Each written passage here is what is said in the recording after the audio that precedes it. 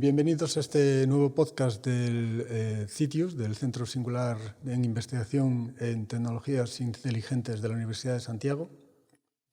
Mi nombre es José Ángel Taboada, soy investigador del centro y en los últimos años he dirigido una serie de proyectos relacionados con edificios inteligentes, que es uno de los campos en los que aplican las IoTs con bastante intensidad, uno de los temas que queremos tocar como parte de este podcast.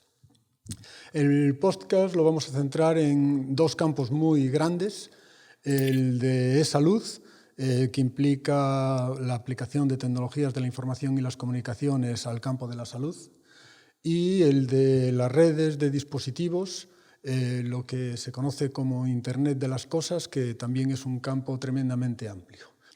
Para hablar de este tema, tengo conmigo a Juan Martínez Neira, de la empresa Plexus, que tiene varios proyectos de e-salud. Y para hablarnos de IoT, tenemos también con nosotros a Guadalupe Ortiz Bellot, es profesora de la Universidad de Cádiz, doctora por la Universidad de Extremadura, ha participado en varios, ha estado trabajando en varios grupos de investigación relacionados con ingeniería de software, con mejora de procesos de software, con métodos formales. ¿Cómo ves tú esto de Internet de las Cosas y el impacto que pueda tener en e-salud? Pues el Internet de las Cosas, y también lo has dicho tú al principio, está omnipresente en la actualidad. Y bueno, como se sabe, ¿no? Pues el Internet de las Cosas lo que nos permite es tener una serie de dispositivos conectados que tanto nos permite obtener información como nos permite actuar sobre ellos con otra información, ¿no? Y empezamos quizás con aplicaciones muy básicas, ¿no? Como es la temperatura, un sensor de temperatura que puede detectar a qué temperatura estamos y ajustarlo a lo que a la temperatura que a nosotros nos gustaría estar, pero luego tiene campos de aplicación pues muchísimo más complejos y variados, desde la domotización de las viviendas completas o la monitorización de la industria, o también en el campo de la salud. En el campo de la salud, indudablemente, pues cada vez tenemos más tipos de dispositivos que nos pueden ayudar en distintos niveles, ¿no? Los dispositivos más de usuario final, ¿no? El típico smartwatch o smartband que ahora nos permite incluso saber nuestras pulsaciones, presión arterial, etcétera, o dispositivos mucho más complejos que permiten pues cosas tan impensables hace unos años como hacer una operación en remoto, ¿no? Entonces todo eso abre un amplio abanico de posibilidades. El abaratamiento que se introduce en los sensores es uno de los motores que dinamiza el uso de IoT en muchísimos sectores. Sin embargo, creo que en la parte de medicina esto puede no funcionar tan bien, ¿no, Juan? Sí, es importante la parte legislativa, que al final en sanidad evidentemente es muy importante, ¿no? Y, bueno, pues como ejemplo, el Apple Watch del reloj de Apple, pues a partir de la versión 4 ya tiene capacidad el hardware para hacer electrocardiogramas, ¿no? Que es pues muy impresionante en un reloj poder hacerlo. Y además su software es capaz de identificar si el usuario está teniendo una arritmia, ¿no? Que al final la arritmia es una enfermedad muy prevalente y muy importante. Claro, esto lo desarrollaron en Estados Unidos, hicieron un estudio clínico con la FDA, con lo cual en Estados Unidos salieron con esa funcionalidad. El reloj sale en Europa a la vez que en Estados Unidos y en cambio esa funcionalidad no la tienen. Porque les faltaba el mercado CE, entonces tardó bastantes meses hasta que ya en una actualización pusieron esa funcionalidad, ¿no?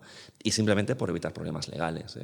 Claro, si yo digo que soy capaz de detectar que tienes una arritmia y si la tienes y yo no te lo detecto, puedo tener un problema, ¿no? Nosotros hemos participado en muchos proyectos, sobre todo de innovación, donde pues al final utilizábamos eso, ¿no? Pues utilizar cualquier wearable para, por ejemplo, detectar caídas, ¿no? Pues a una persona mayor que puede vivir sola, que se caiga, es relativamente sencillo con los sensores que tienen wearable poder detectarlo. O incluso a lo mejor ver la evolución que tiene una persona mayor en su actividad diaria, que eso a un clínico le puede dar muchas pistas de problemas que puede tener esa persona, ¿no? Pues a lo mejor yo tengo una enfermedad crónica, soy mayor y acudo al médico una vez al mes a hacer un seguimiento, o una vez cada 2 meses. Pero esa toma de datos que tiene el médico o el clínico, bueno, pues la persona se tiene que acordar de contarle todo lo que le ha pasado, ¿no? Si tiene esa fuente nueva de información, como puede ser un dispositivo, un wearable, pues ve, por ejemplo, oye, pues ¿qué ha pasado? Porque tú caminabas todos los días o te levantabas todos los días hasta ahora y has dejado de hacerlo. O muchas veces eso, la falta de actividad puede ser síntoma de problemas de depresión, que afecta a muchas personas mayores, de demencia, no sé. La verdad es que el campo es súper amplio y hay muchísimas posibilidades.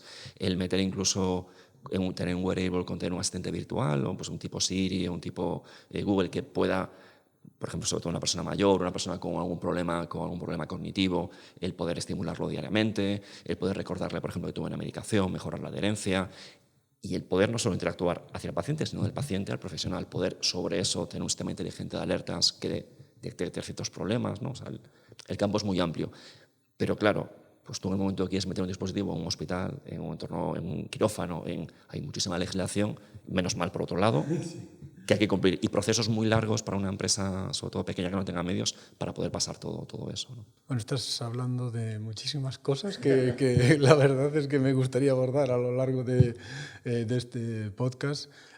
Una de las cuestiones que mencionaste ahí, ¿no?, es la posibilidad de utilizar un determinado dispositivo, porque eso es uno de las piedras de toque que yo creo que nos enfrentamos en IoT, ¿no? Por ejemplo, un escenario que quedaría muy bonito sería la opción de, bueno, ahora ya hay la obligación de tener desfibriladores en locales con un cierto tamaño, ¿no?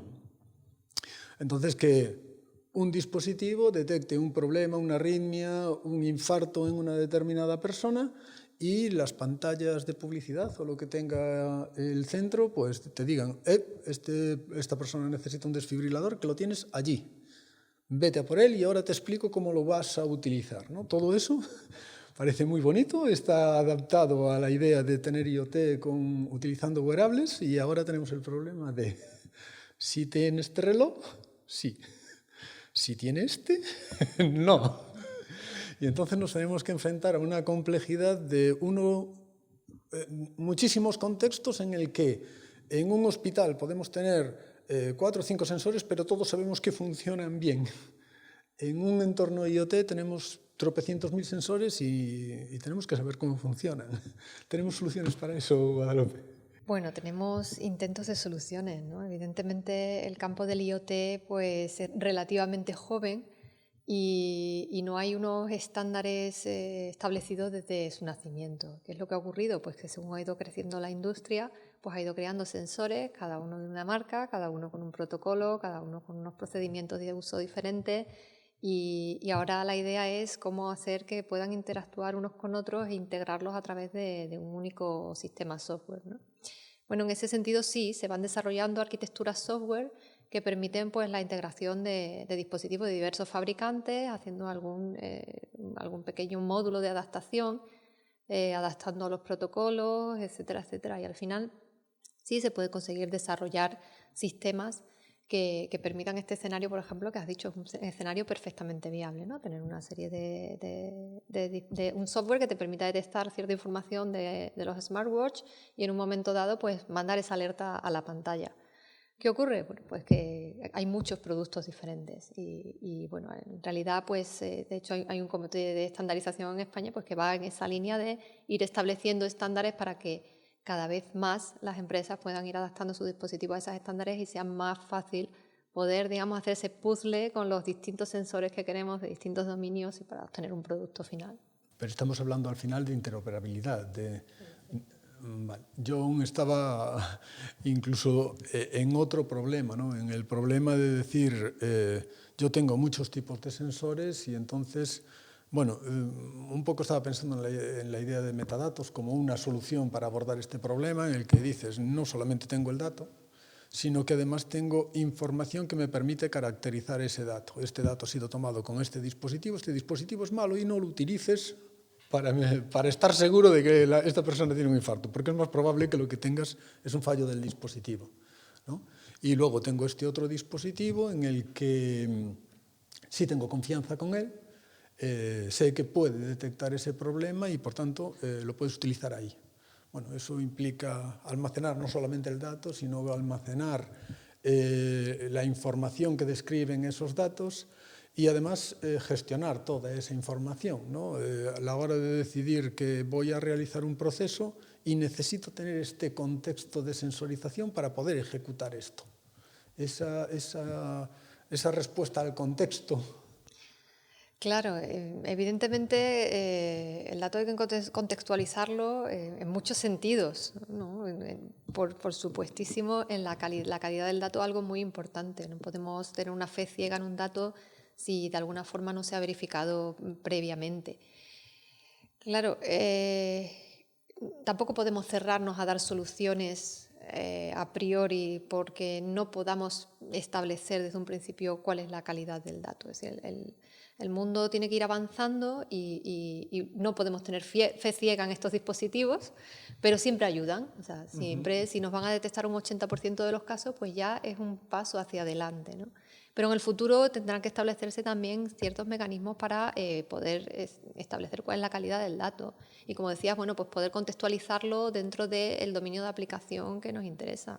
A veces también, claro, hay que tener mucho cuidado con el dato que se maneja, porque la privacidad es algo también muy importante. Y a lo mejor en un dominio donde pensamos que no estamos atentando con la privacidad, lo estamos haciendo de manera inconsciente. Os voy a poner un ejemplo. O sea, en un determinado contexto de un proyecto, pues se monitoriza el consumo de agua de una vivienda con fines de detectar pues, posibles fraudes o posibles fugas, etc.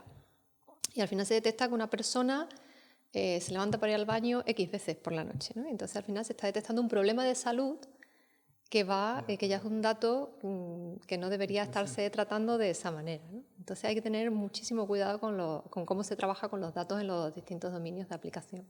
Sí, de hecho, eso frena también la aplicación de otras soluciones que ahora mismo serían totalmente viables, ¿no? Estábamos hablando en un momento determinado con Juan de la posibilidad de tener camas hospitalarias. Las camas hospitalarias también tienen un entorno dinámico en el que cambian los tipos de sensores y a priori no tenemos ningún problema tecnológico para exponer en Internet esa información, ¿no? Ahora mismo no se hace, ni se piensa en hacer.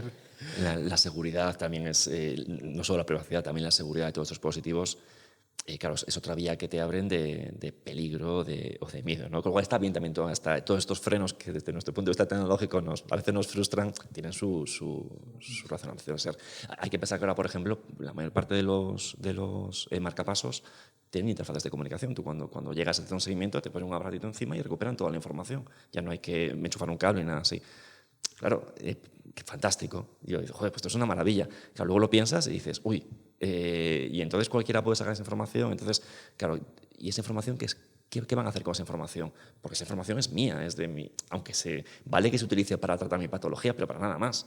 ¿Se puede utilizar para la investigación? No, si no hay un consentimiento, no, si no hay un comité ético por detrás, ¿no? Entonces, claro, cuando hablamos de salud y este tipo de datos, hay que tener mucho cuidado. No es tan fácil como la tecnología, que ya ha avanzado bastante, nos puede hacer pensar.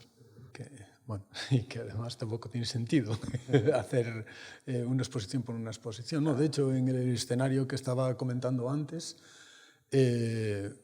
aparece ese mismo problema, un escenario que sería deseable en el que tú puedes ayudar a una persona que tienes información sobre ella, implica que esa información tiene que estar exponiéndose a unos sistemas o tener alguna estrategia de interfaces públicos, de sistemas de operación pública, en el que tú puedas transmitir un aviso, una información y entonces se procese, ¿no? De forma que pues, el equipo que tuviera la persona sería el que detectaría el infarto y ahora yo necesito que alguien esté escuchando para ver si me puede ayudar ahí. ¿Qué tipo de soluciones tenemos para enfrentarnos a esa dinámica de decir necesito interoperabilidad, pero para hacer esto? Bueno, sí, hay soluciones.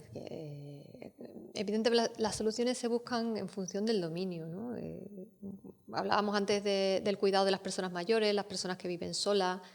Pues ahí, sin duda, pues vienen muy bien una serie de aplicaciones que monitoricen su movimiento, que monitoricen si ha tenido una caída o si se ha tomado las medicinas o si no. Y si no lo ha hecho, pues que, por ejemplo, avise a sus cuidadores o a sus personas, a sus familiares más cercanos, ¿no? Ahí estás ya acotando a qué personas le va a llegar la información personal de esta persona, valga la redundancia, y no tiene por qué salir, digamos, de un dominio centrado en la persona hacia la que se ha dado el consentimiento, ¿no? Porque además ese tipo de información se puede procesar fácilmente en local, dentro de la propia vivienda de la persona o dentro incluso del dispositivo móvil si lo tiene, y no va más allá. Claro, para otros, pues el escenario que has puesto antes, evidentemente, de algún modo sale del entorno de la persona, pero habrá que firmar consentimiento. Claro. Queremos que alguien nos cure si tenemos un infarto. Hombre, a mí me gustaría. A mí también, claro, pero bueno, entramos en esa parte de lo que estábamos diciendo antes, ¿no? Si realmente tenemos una solución tecnológica que nos da capacidad para que tengamos un teléfono de emergencia al que llamar, o nuestra capacidad tecnológica ahora implica que otro te tiene que estar procesando los datos, otro te va a decir si tienes el infarto y otro es el que tiene tu información para evaluar y tomar estas decisiones. Y en ese aspecto hay, como dos mentalidades que claramente distinguen los dos mundos de salud e IoT, ¿no? En e-salud estamos viendo cómo sigue habiendo protocolos de comunicación, sigue habiendo transmisión de la información y todo esto está dentro de unos contextos bastante rígidos y restrictivos. Mientras que justo lo que buscamos en IoT es el contexto completamente distinto, ¿no? La búsqueda de servicios abiertos, de interoperación entre servicios, de mira, este es mi dato, míralo y dime qué puedes hacer con él. Claro, sí. Al final en el IoT, compartir los datos nos da un amplio abanico de posibilidades, ¿no? Cuanto más datos compartamos, pues más fácil va a ser también que nosotros obtengamos algún beneficio, porque el hecho de estar compartiendo pues implica que otros dominios de aplicación se puedan nutrir de esos datos y puedan darle al ciudadano pues un servicio más personalizado, más contextualizado a sus necesidades o a sus gustos o a lo que en ese momento le está ocurriendo, ¿no? Claro, no.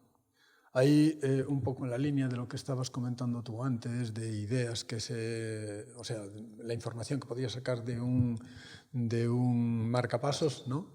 Pero podemos tener la misma situación precisamente Guadalupe.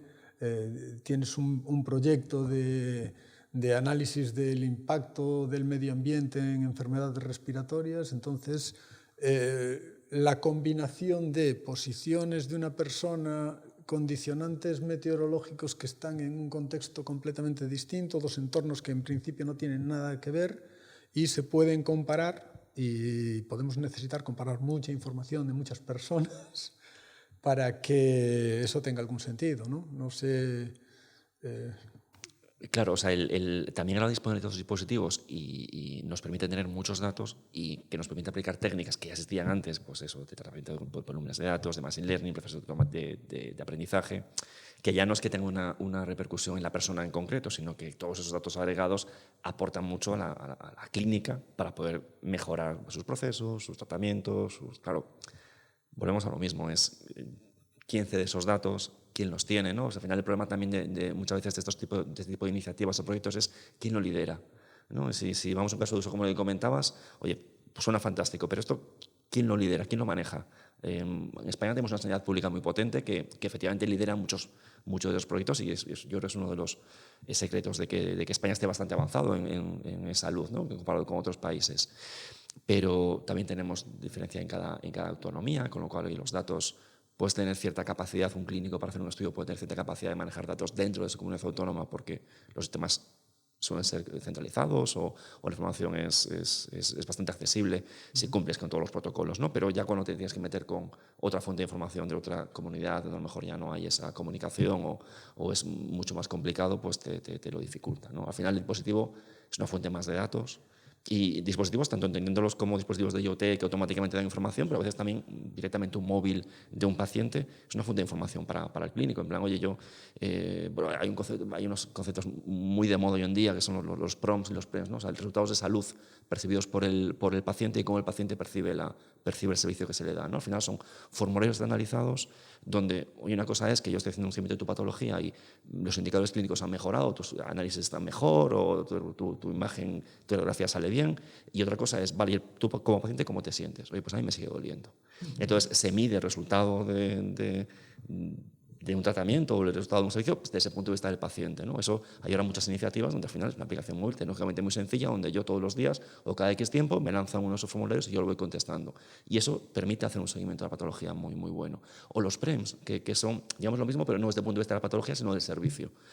Pues tú tienes que someterte a una diálisis cada X tiempo, que es un proceso muy duro para un paciente, o tienes un tratamiento oncológico donde tienes que ir cada X tiempo a hacer una quimioterapia o una radioterapia, por supuesto que a nivel físico estás mal y te afecta mucho, pero bueno, el servicio de salud también tiene como responsabilidad el mejorar la experiencia del paciente, ¿no?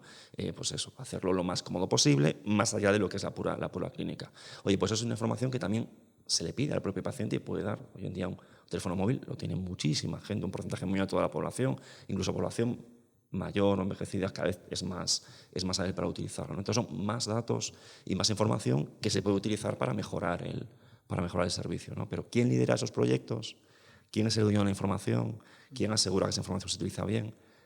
Genera, yo creo que todavía cierta desconfianza en la gente, ¿no? O sea, si esto lo lidera un laboratorio, una farmacéutica, parece que ya a la gente le chirría, ¿no? Si es un servicio público de salud, creo que se acepta mejor. Sí, ahí, bueno, tenemos muchos problemas porque este tipo de información ahora mismo, cuando estamos hablando de información de salud, tenemos clara hacia dónde va, ¿no? Pero luego te pones un cuantificador de estos y la información se guarda en y no donde sabes, sea. Efectivamente, y nada. Y Acertas unas condiciones de uso y le estás diciendo a determinada gente a dónde vas, en qué momento y si, bueno, muchas cosas que si estábamos diciendo que el consumo de agua puede tener información médica, tu posición en cada momento ya ni te cuento, ¿no? Y en muchos casos, después lo que estamos diciendo, a nivel de salud, por ejemplo, tenemos la posibilidad, y de hecho el Instituto Nacional de Salud está intentando hablar de interoperabilidad entre sistemas de salud, ¿no? Tratando de mantener las dos pautas, permitir acceder a la información, pero permitírselo a quien tiene que hacerlo.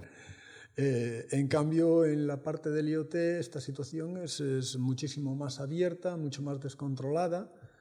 Y bueno, ahí tenemos las dos situaciones. Por un lado, lo que estábamos diciendo de tener una cama hospitalaria en el que todo es un entorno controlado, y por otro lado, ese planteamiento que hacías hace un momento de una persona que tiene que hacerse una hemodiálisis y dice, hombre, ir al hospital si pudiera hacérmelo en casa. Y claro, tenemos el abaratamiento de los dispositivos y dices, bueno, pues nada, se abaratan los dispositivos, te puedes hacer la hemodiálisis en casa, te estamos tomando datos y además, bueno, pues hay una serie de sensorización, de medidor del azúcar, de medidor de presión arterial, de frecuencia cardíaca, y entonces empezamos a llevar el hospital hacia casa.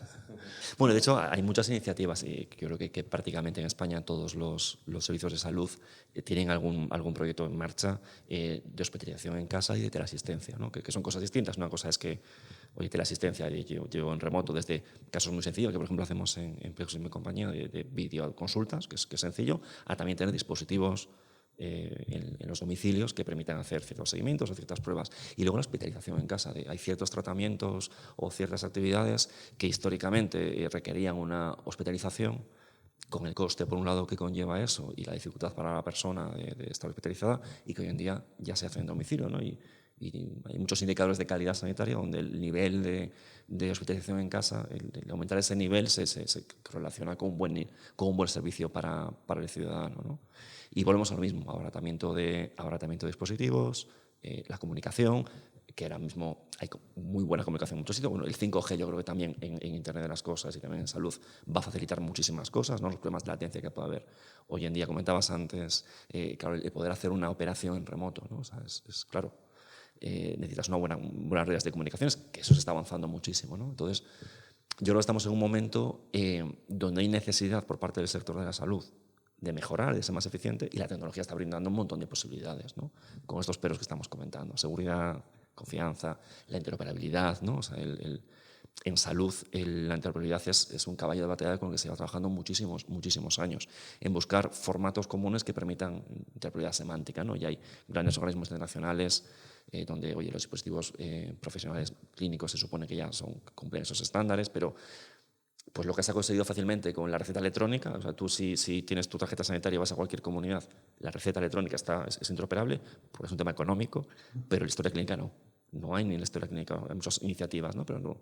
La historia clínica en Galicia, yo tengo mi historia clínica aquí, cualquier médico en Galicia que tenga permiso puede acceder, pero mover otra comunidad ya es imposible, ¿no? Por problemas no puramente tecnológicos, que no es tan complicado el problema, sino problemas más de interoperabilidad, de semántica. Claro, estás hablando de la semántica. A mí eso me lleva otra vez a la parte de la sensorización, ¿no? En la que tú, por ejemplo, hablas en un dispositivo de que te mide la frecuencia cardíaca. Bueno, la frecuencia cardíaca quizás no sea un buen ejemplo, pero por la temperatura sí. ¿No? De estar hablando de la temperatura del corporal y dice, ¿pero dónde estás midiendo la temperatura corporal? ¿No?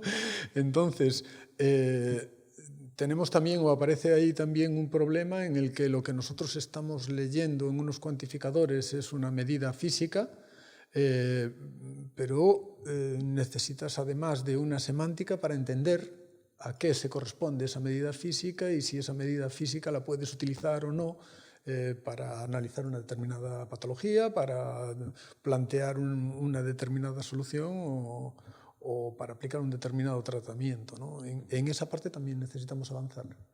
Sí, indudablemente necesitamos avanzar en la semántica porque es lo más complejo de definir. O sea, es muy difícil llegar a un acuerdo único sobre qué palabra utilizar para definir un determinado concepto, ¿no? No solo la definición del concepto, sino también la unidad, por ejemplo, ¿no? Antes que mencionabas lo del medio ambiente, ¿no? Nosotros que hemos trabajado varios años en temas de calidad del aire, hemos estado trabajando primero con estándares americanos y luego nos hemos dado cuenta que en España se utilizan otras unidades de medida, ¿no? Entonces dices, bueno, todo lo que has trabajado ahora hay que hacer una serie de transformaciones, etcétera, etcétera, ¿no? Entonces sí es difícil conseguir esa interoperabilidad a nivel de protocolos y a nivel de unidades, pues a nivel semántico es mucho más complejo, porque los dispositivos entienden sintaxis, pero no semántica.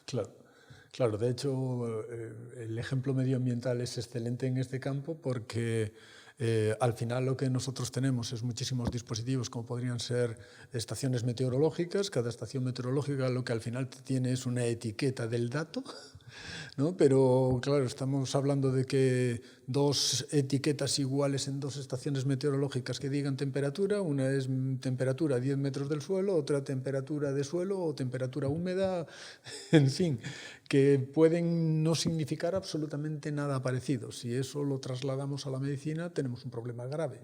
Bueno, ya en meteorología lo supone. Bueno, continuando con esta idea de llevarnos un poquito el hospital a casa, eso al final, estabas comentando que sí se considera que mejora la...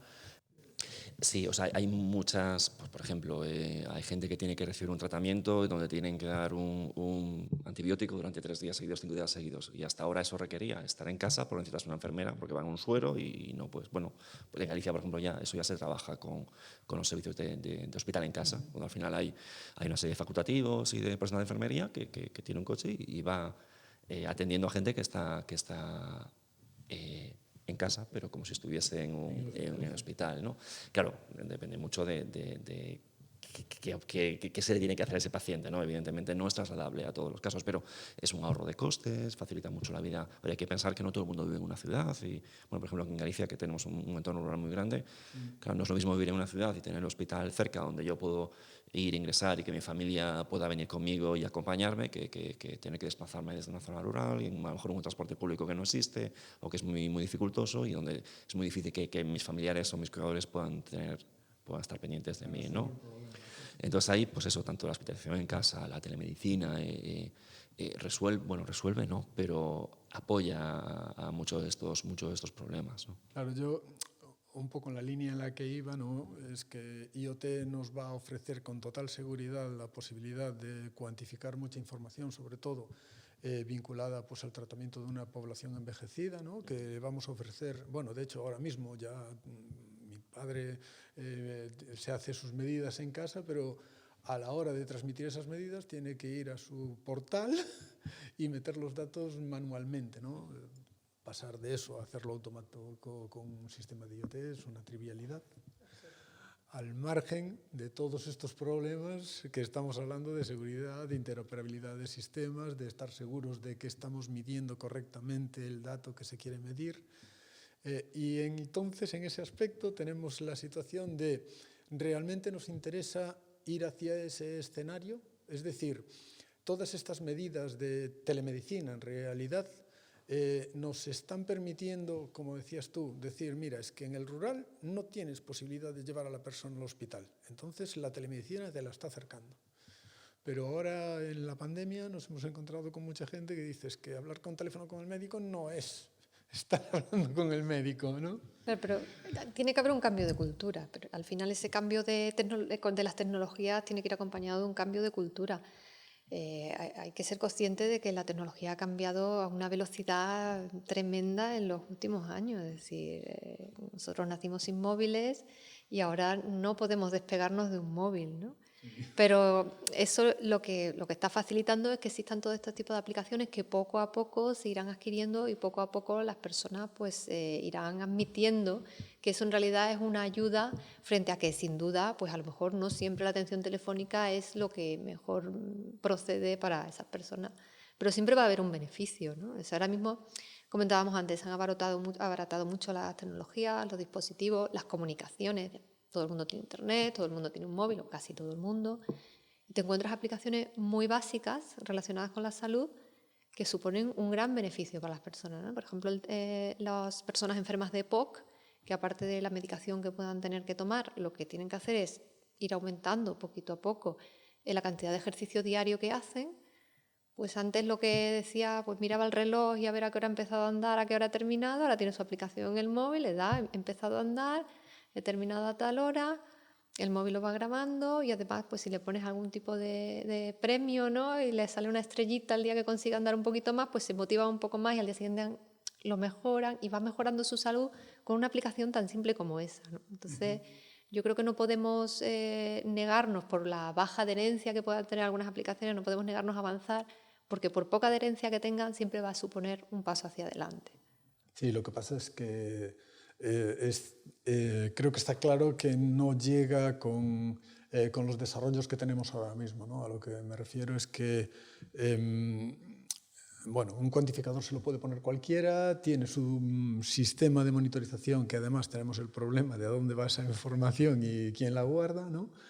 Pero a mayores te puedes encontrar con personas mayores que lo que necesitas es un poco de decir, pues mira, ayer anduviste 20 minutos y hoy anduviste 23 o hoy anduviste 25. Pero no necesita toda esa confusión de datos que se le dan a un atleta y que muchas veces utilizan pues, smartwatch de última generación precisamente con ese objetivo de cuantificación al límite y ver absolutamente, intentar evaluar su mínimo porcentaje, o sea, la más pequeña ganancia que haya podido conseguir en el deporte, ¿no? Entonces, ahí todavía tenemos que hacer muchos esfuerzos en la idea de adaptar la IoT al entorno, a las personas para las que está diseñada.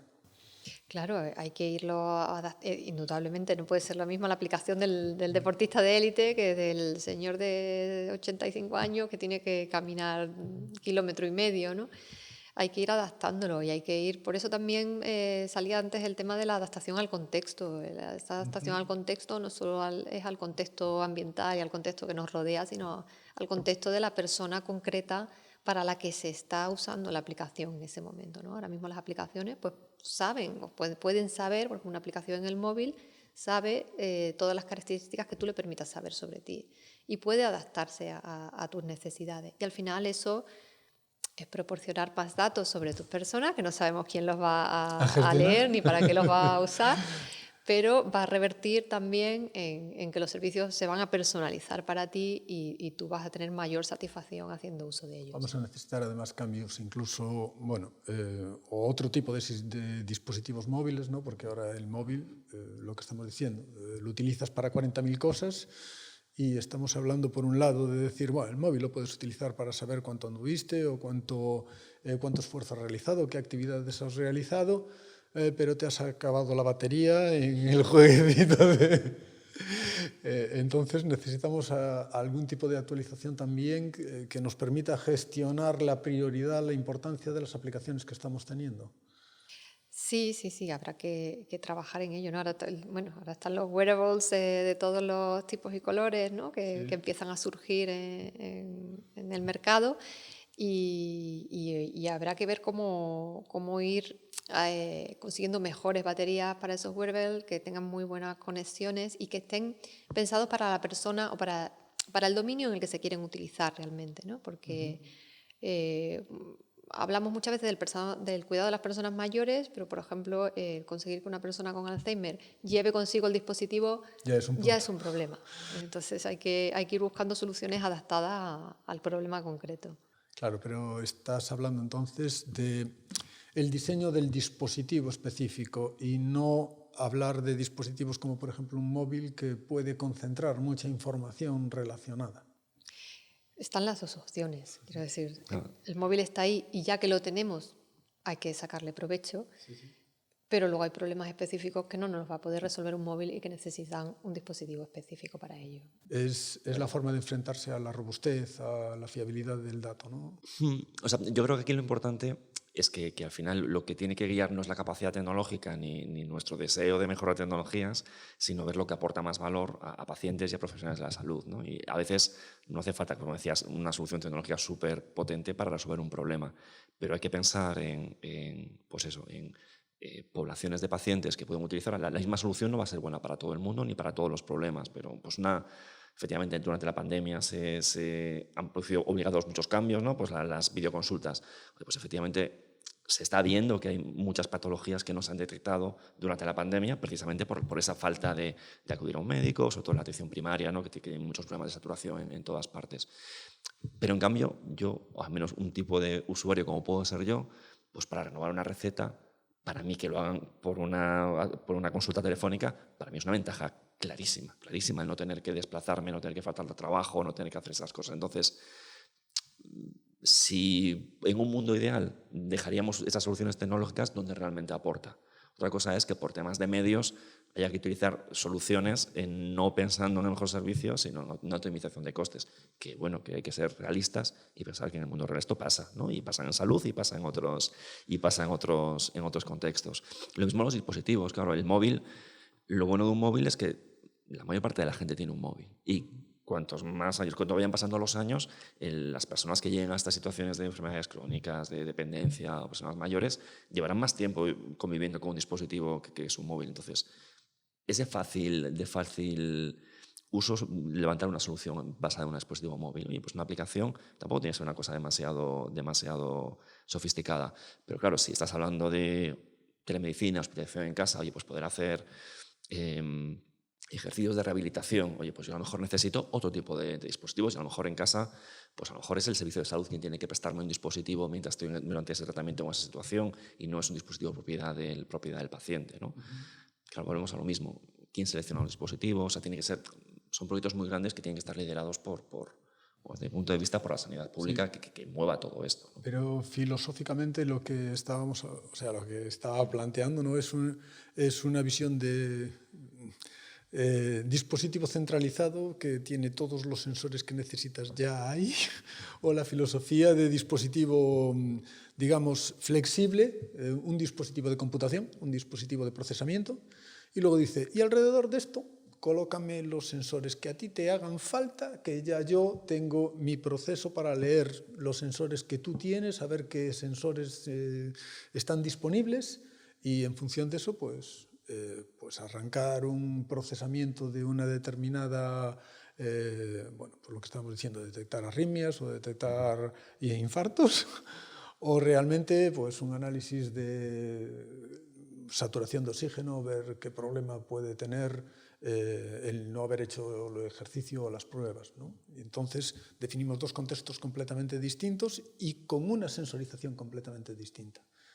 El enfoque... Hay muchas iniciativas se basan en temas de telemedicina, en que lo que te entregan al paciente es un concentrador que tú tienes en tu casa y los dispositivos que tú necesites, que al final se conectan a ese concentrador, que es un poco el encargado de incluso de hacer cierto tratamiento de esa información antes de hacer el envío, ¿no? Lo securizas mejor y todo eso, pero bueno, ahí ya desconozco también, según el tipo de dispositivo, cuál es la solución más adecuada, ¿no? Pero sí que habría esas dos vías, vamos. Bueno, acabo de quedarme un poco en blanco. Relacionado con eso, el problema, o uno de los problemas que se plantearía sería pues, el de la propia seguridad, ¿no? La seguridad de la transmisión de la información, que, bueno, estábamos hablando que en la interoperabilidad, en el hecho de tener que pasar una información por un sensor que llega a un equipo, que llega a otro equipo más grande, tenemos distintos protocolos, tenemos distintos sistemas, y en todo ese follón tenemos huecos de seguridad en el que el dato, que arriba de todo está totalmente seguro, protegido y no hay forma de descubrirlo, ha pasado por toda una cadena en el que es muy vulnerable en algunos puntos.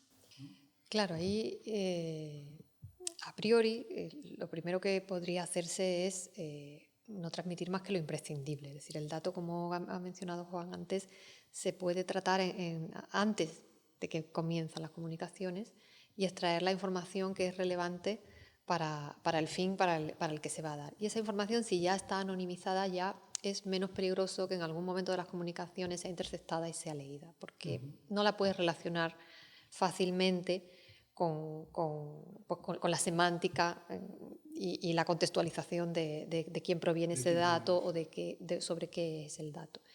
Sí que es verdad que a veces pues, es imposible anonimizar porque necesitas tener parte de esos datos que quisieras que sean anónimos, necesitas tenerlos para el tratamiento posterior de la información.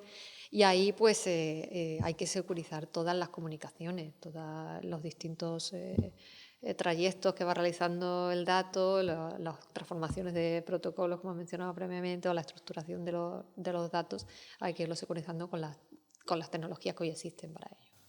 Pero existe esa posibilidad realmente. Quiero decir, IoT o la IoT con la que ahora mismo podemos trabajar tiene la capacidad para hacer saltar un dato entre distintos protocolos, entre distintos entornos, en distintos sistemas y aún así llegar el dato seguro a su destino. En principio sí. Es decir, se pueden aplicar mecanismos de seguridad para todos los protocolos existentes a distintos niveles, a distintas capas de las comunicaciones.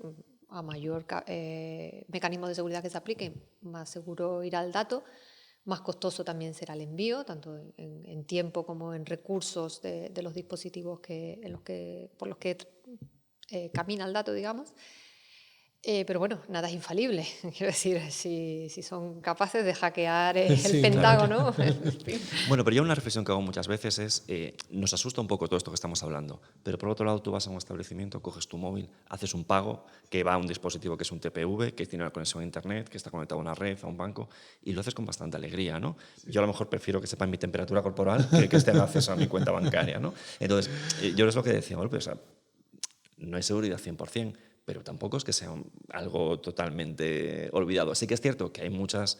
Cuando empezó la IoT no se ponía foco en esto, porque todavía no había un uso masivo. Cuando haya un uso masivo, a lo mejor lo que toca es revisar ciertos dispositivos, ciertos protocolos que hay para asegurarse que son seguros, pero capacidad de securizarlo, yo creo que sí que lo hay, tanto a nivel de comunicaciones, a nivel físico dispositivo, a nivel de almacenamiento de datos, realmente a todos los niveles, ¿no? Y la banca creo que es un gran ejemplo, ¿no? Y nadie se preocupa de eso, ¿no?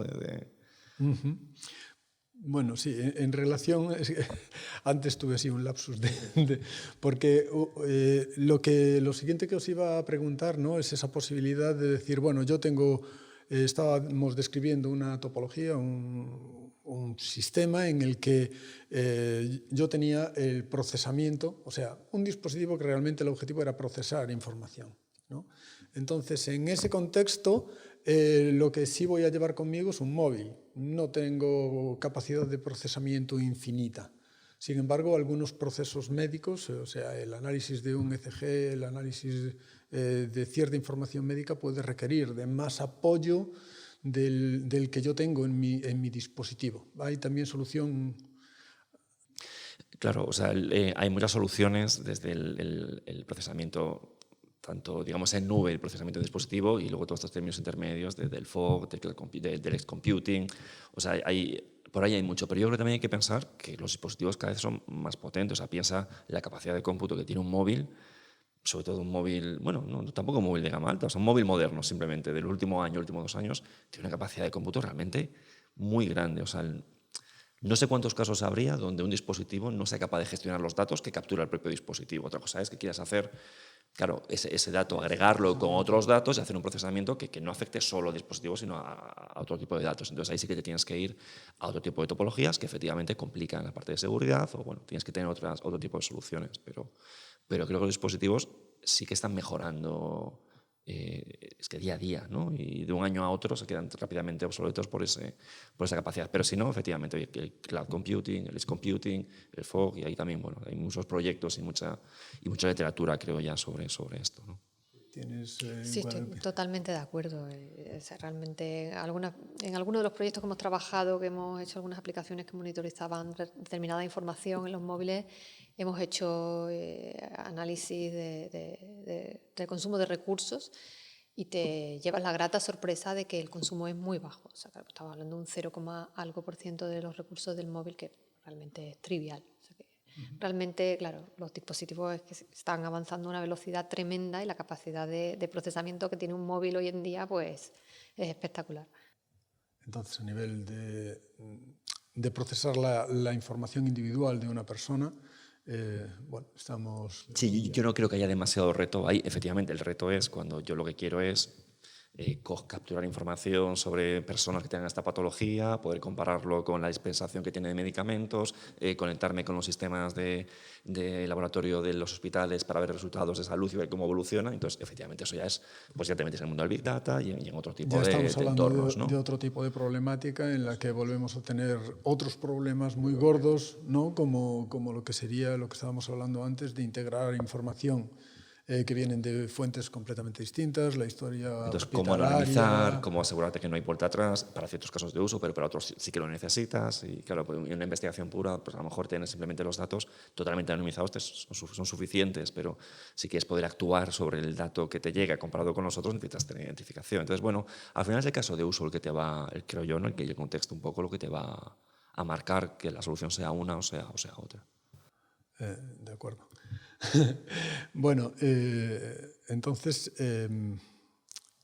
estaba planteando la posibilidad de esa integración de muchos datos que, por ejemplo, nos permitan obtener nueva información que a priori pues no se podría obtener, ¿no? Pues, por ejemplo, lo que estábamos diciendo de que una determinada población haya pasado por una determinada zona y la contaminación en esa zona pues justifique unas determinadas patologías, y ahí en ese escenario en el que nosotros ya no estamos analizando la información de un paciente, sino que lo que queremos extrapolar es las consecuencias para las personas de la contaminación en unas determinadas zonas, o de cómo está fluyendo la contaminación por una industria o por una ciudad, ¿no? Entonces ahí se plantea problemas de mezclar fuentes de datos que son muy, muy diferentes, ¿no? Fuentes de datos que procederían de la historia clínica de los pacientes. No es lo mismo los problemas que pueden causarse en personas que ya tienen patologías previas de personas que en teoría están sanas, de información de la localización de muchísimas personas, y luego información de distribución de contaminantes medioambientales, con lo cual tenemos por un lado las fuentes medioambientales, por otro lado las fuentes médicas, por otro lado la red de sensores, ¿no? Claro. Ahí ya tenemos otra chicha completamente distinta. Hay tantos datos que desde nuestro punto de vista tecnológico se nos ocurren 1000 cosas para hacer con esos datos. Tampoco estamos inventándolo todo, pues al final la epidemiología lleva estudiando eso mucho tiempo y no hace falta tener a lo mejor el dato de la contaminación en un punto, en una hora determinada, pero es rápido. Hay muchos ensayos que usan estudios clínicos donde al final cogen los datos de un hospital y dicen, oye, pues comparamos, y pues el POC es mucho más... Bueno, todo el mundo sabe que quien trabaja en una mina al final tiene muchos problemas, ¿no? Y al final es un poco esto, ¿qué pasa? Tenemos tantos sensores, tenemos tanta información que a nosotros se nos abren los ojos pensando todo lo que podemos hacer, ¿no? Todas las correlaciones que podemos buscar. No sé si a los clínicos esto le parece tan interesante como nos puede parecer a nosotros, porque solamente estudiar, solamente explotar los datos clínicos que ya tienen, todavía no han llegado a eso, ¿no? Nosotros tenemos, por ejemplo, un producto muy, muy interesante que que se basa en medir la eficacia de ciertos medicamentos, de ciertos tratamientos que son muy caros, ¿no? Para patologías muy concretas. Una psoriasis, ¿no? Al final hay unos tratamientos que son biosimilares, que son carísimos, de miles de euros por paciente al mes. Y en la clínica diaria lo que se intenta, pues, entre otras cosas, es optimizar el uso de esos recursos. Entonces, oye, pues a lo mejor tengo cierto tipo de pacientes que si rebajo la dosis un 5%, el resultado de salud sigue siendo igual de bueno y me estoy ahorrando un 5% de muchísimo dinero. Yo puedo hacer ese estudio en mi hospital, con mi población, pero si junto esa información con otros hospitales o simplemente hago un benchmarking de cuáles son tus guías clínicas, ¿no? ¿Qué tratamiento usas primero para estas patologías? ¿Qué tratamiento usas después y qué resultados tienes?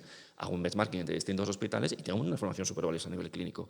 Claro, esto ya es un reto, porque ya no es tan fácil sacar esa información, no es tan fácil compararla. Si vienen de distintas historias clínicas, claro, son contextos muy complicados a nivel de el resultado de un análisis clínico no es un valor, es que son muchísimos y a lo mejor hay muchísimas pruebas que influyen, ¿no? Entonces, yo creo que todo esto que se nos ocurre a nosotros de mezclar tantas variables, de juntar tantas cosas, que creo que todavía no hemos llegado a ese punto y hay mucho que explotar antes, ¿no? Y sobre todo a nivel de datos y a nivel de investigación. Claro, la tendencia a lo que iba yo no era ver si realmente esa idea que tenemos de decir, bueno, estamos grabando, o sea, estamos recuperando o cogiendo muchísima información, pues habrá que guardarla en algún sitio para después procesarlo, para hacer lo que queramos con ella, si realmente todo eso tiene sentido, ¿no? Claro, tiene sentido a nivel económico, tiene sentido a nivel clínico, a nivel de servicio. Claro, pues hay que buscar un caso de uso primero y solucionarlo, más que decir, oye, pues voy a guardar todos los datos de una ciudad porque hay contaminación. Efectivamente, contaminación, ya no solo la calidad de aire, acústica, la contaminación lumínica, cómo impacta eso en la salud de las personas. O sea, afecta, está claro, ¿no? Pero hacer estudios de eso, claro. Ojalá tuviéramos todos los datos del mundo juntos y pudiéramos trabajar sobre eso. Estaba pensando sobre estos datos medioambientales, pero igual podría ocurrir con el ruido. Sí. Medidas de ruido y, claro, eso es otro problema que es muy fácil de resolver también con IoT y con sensores muy simples repartidos por todo. Sí, bueno, de hecho hay muchos proyectos más vinculados a Smart Cities, quizás, ¿no? Donde se hacen mapas de esto, o eso, contaminación acústica, contaminación lumínica. O sea, Sí, eso es lo que estaba hablando antes de correlacionar esa información con otra. Bueno, esto da pie para muchísimo debate y para muchísima discusión, pero creo que hemos llegado un poco al límite de hasta donde debíamos llegar en este podcast, ¿vale? Entonces os doy las gracias, sobre todo porque os he tenido que sacar del congreso Sistedes en el que estabais y bueno, habéis tenido la amabilidad de acceder a estar en esta charla conmigo. Muchas gracias los dos, Juan, Guadalupe. Gracias. Y encantados de teneros aquí. Muchas gracias.